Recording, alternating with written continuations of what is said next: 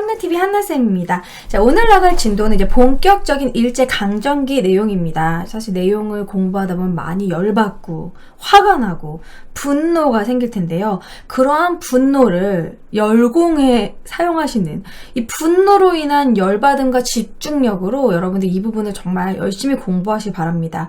원래 당한 사람이 기억을 해야지 저지르고 때린 사람들은 다 잊거든요. 일본은 이것을 잊고 잘 지내자 막 이런 식으로 나오는데 우리가 제대로 기억해야 됩니다. 제대로 기억하고 정말 잘못된 그런 우리가 사과받지 못한 잘못된 부분을 제대로 우리가 청산을 했을 때 이런 역사적인 문제 청산을 했을 때 우리가 그제서야 일본과 제대로 친구가 되고 제대로 좀 같은 좋은 길을 갈 수 있겠죠. 자, 일단 지금 내용은 244페이지 42강 지금 신과 함께 하는 건 교재 244페이지 진도 나가면 될 것 같습니다. 자, 42강 일제의 식민지 통치와 경제 수탈.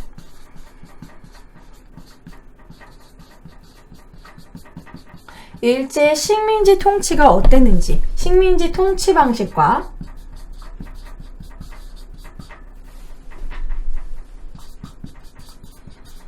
경제 수탈은 각 시기마다 어떻게 달랐는지 정리해 보도록 할게요. 여기는 표로 한 번에 정리하기 쉬운 내용입니다. 그래서 여러분들 제가 한 번에 경제 수탈과 식민지 내용을 한 번에 다 정리를 할 테니까 웬만하면 좀 필기를 한번 하시면 좋을 것 같아요. 교재 247페이지 밑에 여백에다가 한번 하셔도 좋을 것 같고 아니면 따로 노트에다가 한번 필기를 하셔서 자기 걸로 완벽히 만드셔야 됩니다. 이 부분은 시험에 너무 잘 나오고 너무너무 중요한 일제의 통치 3단계입니다. 자, 그러면 자, 연도를 3단계로 나눌 수가 있어요. 이렇게 우리가 이제 일제 식민지를 당하게 된 시기 1910년부터 그리고 1919년 그리고 1938년 1945년 이렇게 중요한 시기별로 나눕니다. 이 중요한 시기는 과연 어느 시기를 얘기한 거냐면 1910년 국권 침탈당했죠. 아, 여기다 쓰면은 쓸 칸이 없으니까 위에다 적을게요. 뭐 경술국치, 국권 침탈, 경술국치로 국권을 뺏기게 된 시기고 1919년은 3.1운동이 있었죠. 3.1운동 때 우리가 엄청난 응집력을 막 보여주고 막 만세운동을 하고 막 다들 막 이렇게 하나로 뭉치니까 와, 얘네들 뭉치니까 무섭다, 안 되겠다.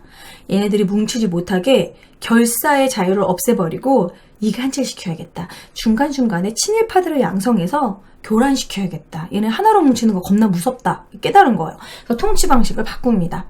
우리가 원래 이렇게 붉은 악마, 우리 막 그런 축구 응원하고 이럴 때 막 하나로 단결력 장난 아니잖아요. 한번 보여주면 그런 거 보고 놀란 거죠. 그래서 통치 방법을 약간 친일파 양성하는 식으로 바꿔요. 문화 통치로 바꾸고 1938년부터는 일본이 이제 중일 전쟁에 들어가게 되고 칸이 없네.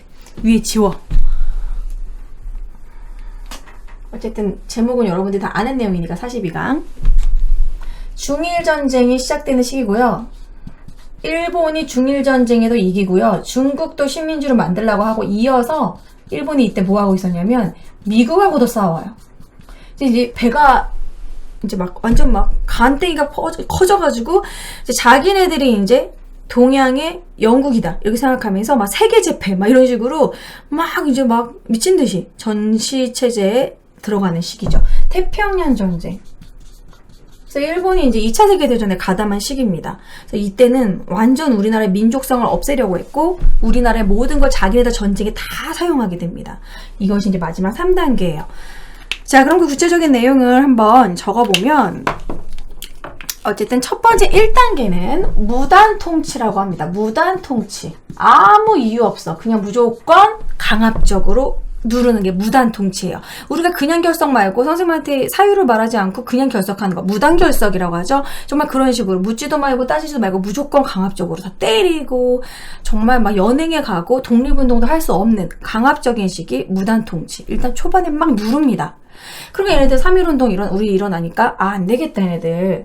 통치 이름을 약간 되게 좋아 보이게 문화자를 붙여서 너희들을 문화적으로 대해주겠다. 그래서 문화통치로 바꿔요. 그리고 이제 3단계는 이제 어떤 식이냐면 아예 우리나라의 민족성을 없애겠다. 민족 말살 통치. 이렇게 3단계로 나눌 수 있겠죠. 무단 통치는 무단으로 이렇게 누르기 위해서는 강해야 되죠. 그냥 경찰 말고 헌병 경찰을 둡니다. 헌병 경찰은 칼을 차고요. 헌병은 원래 군인들의 경찰이에요. 더욱더 강압적이죠. 그래가지고 그냥 보통 경찰이 아닌 제복을 입고 칼을 찬 헌병 경찰이 통치를 했습니다.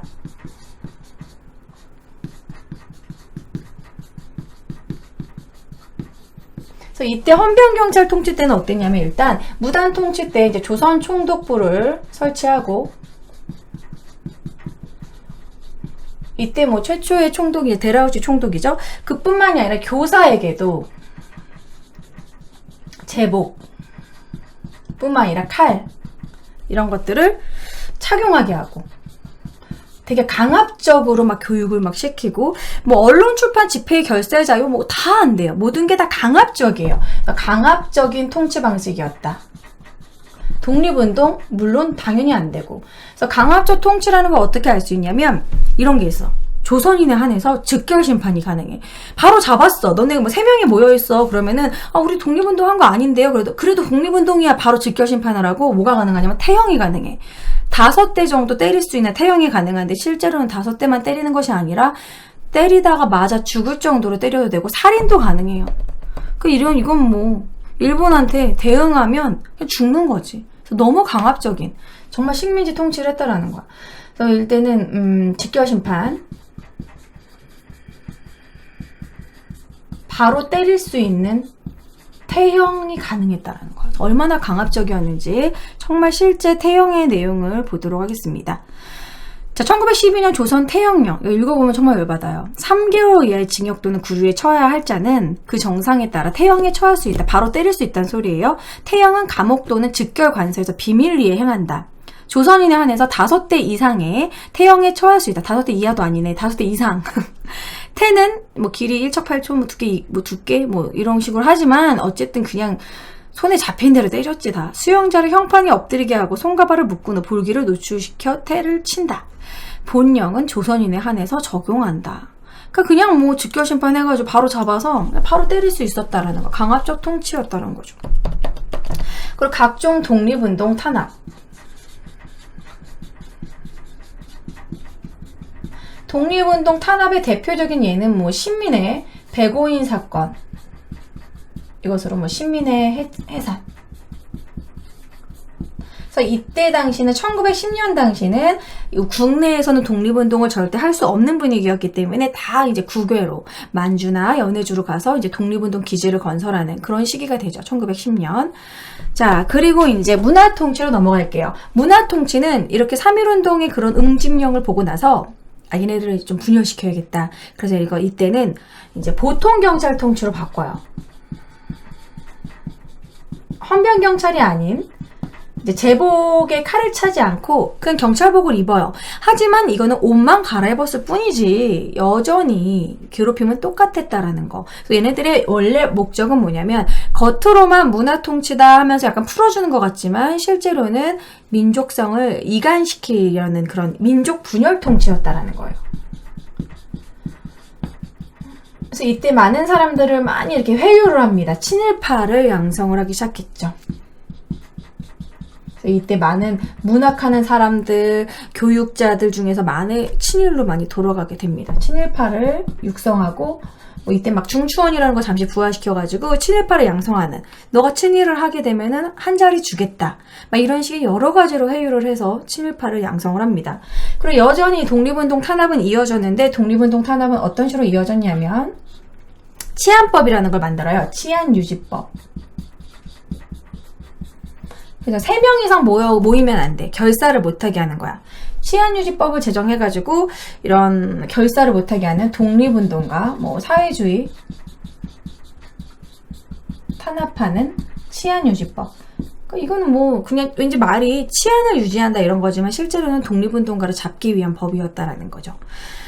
그리고 이때 이제 우리가 민족대학, 밀립대학 설립운동을 열심히 해요. 우리도 좀 대학을 설립하고 교육에 힘써야 된다. 밀립대학 설립운동을 이제 저지하기 위해서. 그럼 대학 만들어줄게. 그래서 경성제국대학을 만들어줍니다.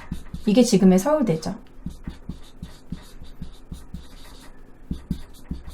안타깝게도 서울대는 경성제국대학은 일본이 만들어준 학교죠.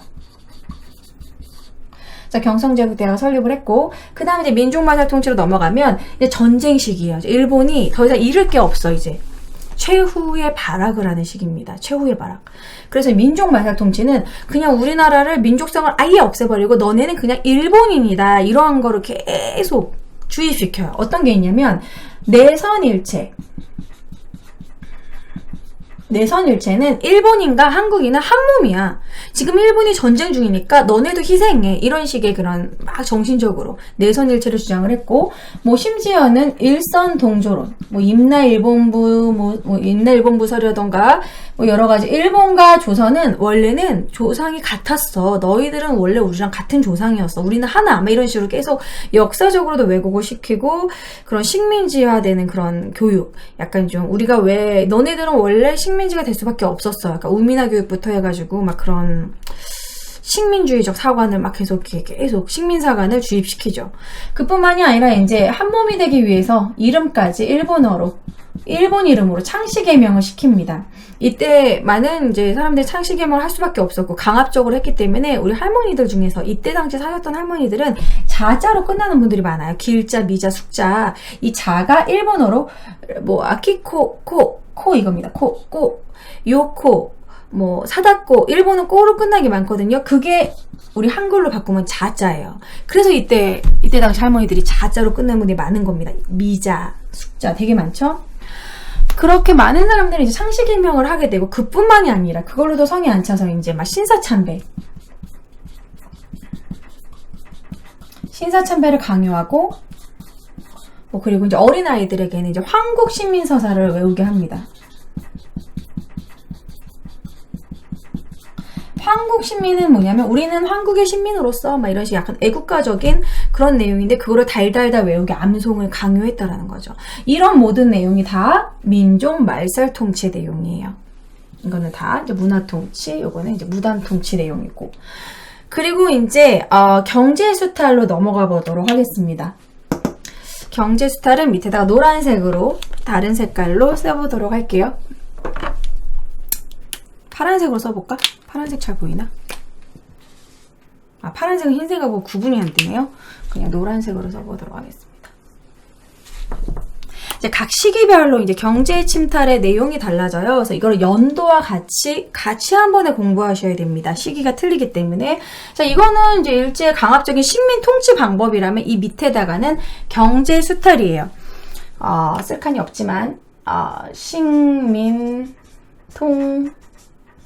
통치라고 이렇게 앞에 써놓을게요. 그리고 여기는 경제 수탈. 여러분들은 이렇게 제대로 써서 동그라미 한번 해주세요.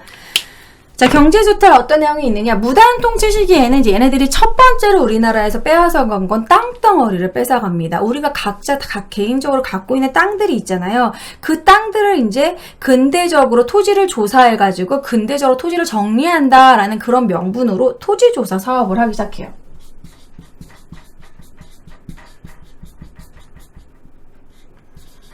명분은 근대적인 토지 정리였지만 실제로는 뺏어가기 위한 이유였죠. 왜냐면 기한을 뒀어. 기한부 신고제. 그리고 신고하는 방법을 되게 복잡하게 만들었어. 예를 들어서 한문을 잘 모르거나 까막눈이면 신고할 수도 없어요. 그리고 반일 감정으로 사람들이 신고를 잘 안 하겠죠. 근데 기한이 있어. 그럼 기한 동안 신고 안 하면 그냥 뺏어가는 거야. 매각. 그냥 가져가 버리고. 그리고 이때 사람들이 많이 이 토지조사 사업 때 땅을 많이 뺏기게 된 이유가 왜 신고를 또 안 했냐면 우리나라 사람들은 선산이 있고 그럼 문중의 땅들이 되게 많았어요. 예를 들어 뭐 여기서 이 산은 뭐 우리 선산으로 여기 이제 무덤을 만들 땅이고 내 땅은 아니야. 공유의 재산이야. 근데 이걸 만약에 내가 신고하면 그거 네 땅이냐? 왜 네가 신고하냐? 이런 식의 약간 눈치도 보이고 쭈뼛쭈뼛 미루다가 이런 식의 약간 공유지, 문중의 땅 이런 것들이 이때 많이 일본한테 넘어가 버렸어요.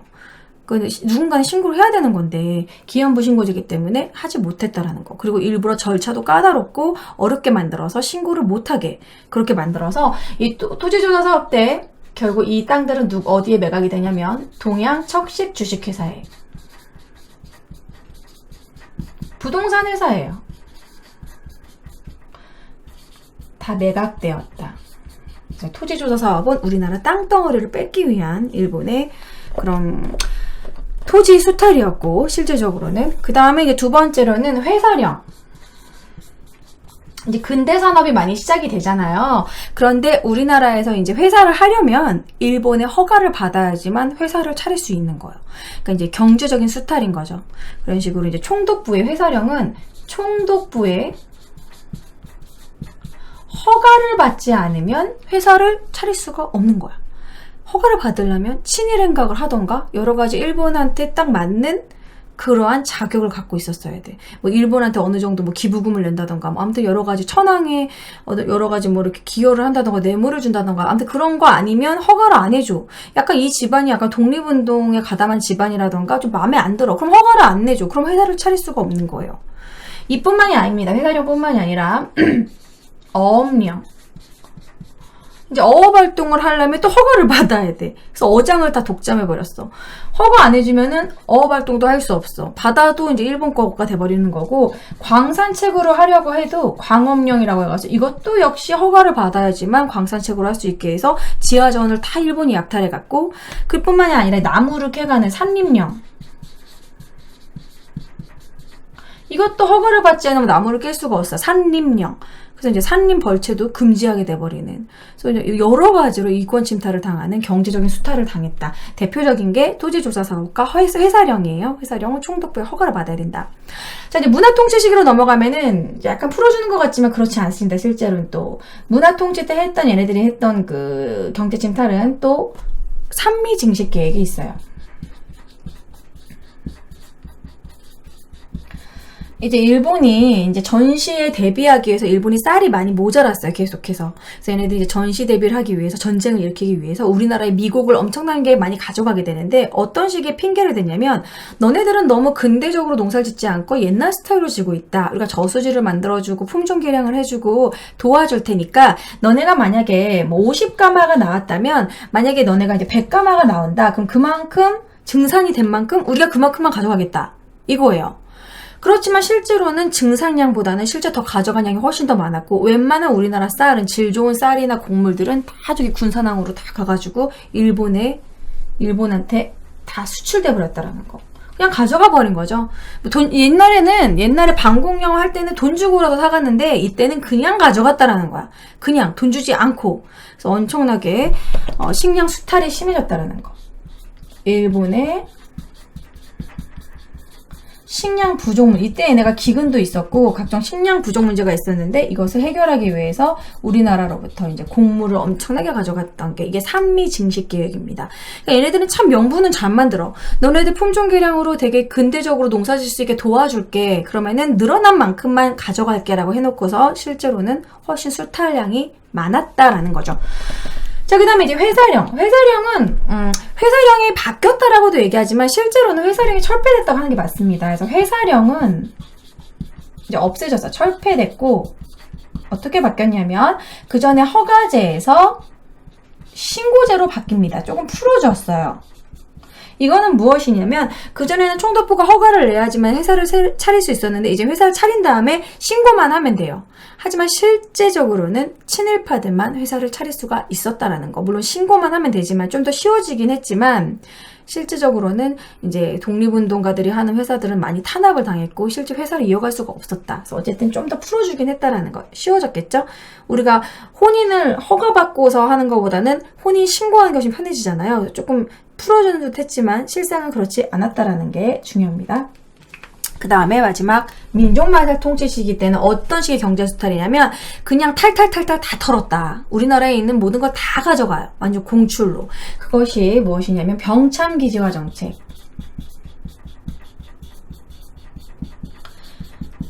그러니까 우리나라를 정쟁에 참여하는 병참이 되는 거야. 우리나라 기지가 되는 거고, 여러 가지로 우리나라가 막 다 탈탈탈 털어서 일본 전쟁에 완전 막 총알바지가 돼야 되고, 거기에 필요한 모든 것들을 다 우리가 대주는 식민지가 돼버리는 거예요.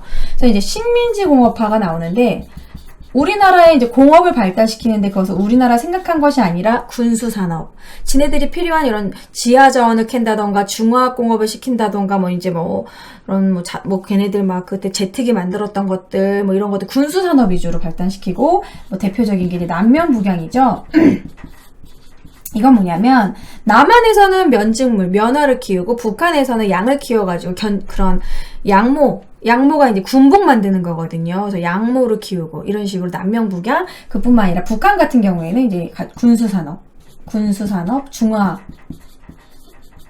뭐 이런 거를 다 이제 북한 쪽에다가 왜냐면 그때 당시 중일전쟁이니까 중국에서 훨씬 북한이 가깝잖아요. 그 북한이 지하전이 많이 나왔기 때문에 북한 위주로 막 중화학과 군수고 남한에서는 주로 농업 위주로 얘네들이 이제 쌀이나 이런 걸로 공출하기 위해서 그래서 우리가 6.25 때 북한이 훨씬 더 군수산업이 발달했고 무기나 이런 공업적으로는 훨씬 발달해 있는 상황이었었어요. 자, 그래서 이런 것뿐만 아니라 이제 국가총동원령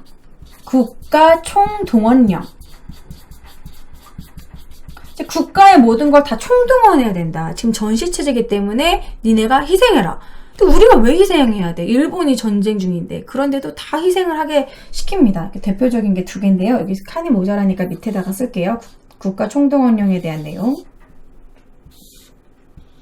여기다 쓰면 뭐 인적 자원도 총동원하고 물적 자원도 총동원합니다. 인적 자원은 어떤 거를 총동원하냐면 이제 징용제, 뭐 학도병제 이래가지고 정말 학생들도 학도병으로 가가지고 총알바지를 시키고 강제 징용제, 징용목, 징병. 징병제는 이제 전쟁에 가담하는 거고요. 징용은 말 그대로 강제징용입니다. 여러분 아시다시피 그 하시마섬, 그 군함도 가가지고 정말 땅끝 막 저기 막 깊은 엄청 밑은 데 가가지고 막 석탄을 캐고 거기 갑자기 용암 분출돼서 죽기도 하고 그 뜨거운 가스가 나오는 그 지하에 내려가서 지하전을 계속 캐는. 뚱뚱해져도 안 돼요. 말라야지만 그 좁은 갱도를 갈 수 있기 때문에 먹을 거는 진짜 하루에 주먹밥 3개 줘가지고 그것도 막 금방 배가 꺼지는 그런 콩 껍질로 만든 주먹밥 그런 거 먹고서 정말 골룸처럼 마른 상태에서 그렇게 강제 징용을 했던 막 어머니 보고 싶어요. 막 벽에다가 쓰고 그런 징용, 강제 징용을 당하고 더 억울한 건 지금까지 월급을 제대로 못 받으신 분들도 많다라는 거죠. 다 떼어먹고. 그리고 이제 물적, 이뿐만이 아니라 뭐 징용뿐만 아니라 뭐 위안부 문제도 있겠죠. 일본군 위안부 문제. 그리고 뭐 이거 뭐 여성 근로자들 가가지고 막 이렇게 일시키고 그뿐만 아니라 성적으로 노리게 일본군 위안부 문제. 이 위안부는 진짜 유례 없는 어느 나라도 전쟁 시에 이런 식의 위안부를 유례 없이 이렇게 만든 나라는 없어요. 각 부대마다 위안소를 둬서 그 군인들이 성적으로 자기 회포를 푼 거예요. 이거는 정말 얘기하면 너무 화가 나는데 하루에 정말 최소 30명부터 많으면은 주말 같은 경우는 심하면 100명까지 들어왔다고 그래요. 그게 여러분 아우 소름 끼쳐. 그 시간당 몇 명이 들어왔다는 거. 그게 사람이야? 아, 토 나오지 않습니까? 그래서 이러한 일을 지금의 그 할머니들이 젊었을 때 꽃다운 나이 막 15살 이 위안소에 끌려와 처음 초경을 시작하고 14살, 15살에 그런 일을 당했다고 생각하면 얼마나 힘들겠어요. 그래서 그런 문제들 아직도 지금도 이슈가 되고 있고 제대로 사과받지 않은 부분이죠. 일본은 자꾸 돈 얘기하는데 할머니분들은 돈의 문제가 아니라 진정성 있는 사과고 교과서에 이 내용을 실으라는 하는 겁니다. 이분들이 이제 돌아가신 마당에 이거를 평생 어렸을 때 그 당한 모든 걸 돈으로 어떻게 이걸 환산을 하겠어요. 어쨌든 그런 문제고 물적 자원은요. 이런 식량 배급. 우리는 그들의 이제 식량 배급을 해주는 그런 곡물 뭐 이런 식량 배급뿐만 아니라 공출. 공출은 진짜 와가지고 탈탈 털어가는데 정말 문고리도 떼갔어요. 그 절에 있는 종도 철이란 철은 다 가져갑니다. 밥 숟가락까지. 그래서 그때 당시에 사람들 먹고 있는 거 보면 그릇도 없고 그때 당시 우리 놋그릇 있었거든요. 놋그릇도 다 가져가서 정말 그런 두레박에다 밥 비벼 먹고 숟가락도 다 가져가가지고 정말 대나무 숟가락으로 밥 먹고 뭐 진짜 이때 당시 소나무가 다 뜯어져 있었어요. 소나무 송진을 제트기 연료로 썼기 때문에 우리나라 소나무들 다 벗겨가고 그 웬만한 거 다 탈탈탈 털어가지고 공출이란 이름으로 다 가져갔다라는 거. 그래서 마지막에는 최후의 발악 병참기지화 정책을 썼다. 그래서 이렇게 순서로 전반적으로 암기를 하는데 너무 중요한 부분이고 화가 나는 부분이기 때문에 여러분들이 반드시 시대별로 파악하시기 바랍니다. 초반에는 강압적으로 무조건 눌렀다. 무단적으로. 무단 통치. 막 제복에 칼 착용하고, 그쵸? 교사들이. 그리고 이제 강압적으로 즉결심판 태영. 그리고 독립운동도 무조건 탄압했기 때문에 이제 만주나 연해주 저쪽으로 가가지고 해외에서 독립운동을 할 수밖에 없는 시기였고, 토지조사 사업과 회사령 기억하시고요. 회사령. 허가제였다라는 거. 문화 통치는 풀어주는 것처럼 얘기하지만 민족 분열, 친일파를 육성시키고 치안유지법으로 여전히 독립운동가는 탄압을 했다라는 거. 그리고 경성제국대학이 설립이 됐고, 산미증식계획이란 이름으로 우리나라에 많은 식량적으로 수탈을 했고, 곡물 수탈, 회사령이 신고제로 바뀌었다. 이제 철폐됐다. 민족말살 통치는 우리를 이제 한 몸으로 민족성을 아예 없애버리려는 그런 식의 행동을 했고, 우리는 한 몸이다. 내선일체, 조상이 같다. 일선동조론, 창씨개명 이런 게 모두 다 민족말살 통치적인 내용이죠. 신사참배 강요하고 한국시민서사를 외우게 하고, 그리고 이제 병창기지화 정책, 전시체제이기 때문에 모든 것을 총동원해가지고 국가 총동원용으로 자기네들 전쟁에 쓰겠다라는 그런 내용이죠. 화가 난다. 그쵸? 그런 여러분들 분노로 열공하시기 바랍니다. 이 부분은 너무 시험이 잘 나오고 1910년대, 20년대, 30년대 너무너무 중요해요. 1945년 광복대까지 이런 게 이루어진 거죠. 이렇게 우리나라는 1910년부터 1945년까지 일제의 통치를 받았고, 사실 그 전부터도 계속 일본의 간섭을 받았기 때문에 이때 그 많은 잔재들이 지금 남아있고, 이때 해결되지 않은 문제, 가장 큰 건 강제징용자들 밀린 월급 제대로 받지 못한 부분, 그리고 위안부 문제, 국가적인 제대로 된 사과를 받는 문제가 우리한테 남아있다고 볼 수 있습니다. 여러분들 그런 쪽에 많이 관심을 가져주시고, 특히 위안부 문제는 매주 수요일마다 일본 대사관 앞에서 계속 그 수요 집회를 하고 있거든요. 그래서 꼭 관심 있으신 분들, 꼭 관심이 없더라도 꼭 한번 참여해 주시고 관심을 가져주셨으면 좋겠습니다. 자, 와주신 분들 좋아요 한 번씩 클릭 부탁드리고요. 구독도 꼭 반드시 해주시기 바랍니다. 한나의 역사 스캔들 출간됐으니까 많은 관심 부탁드려요. 수고하셨습니다.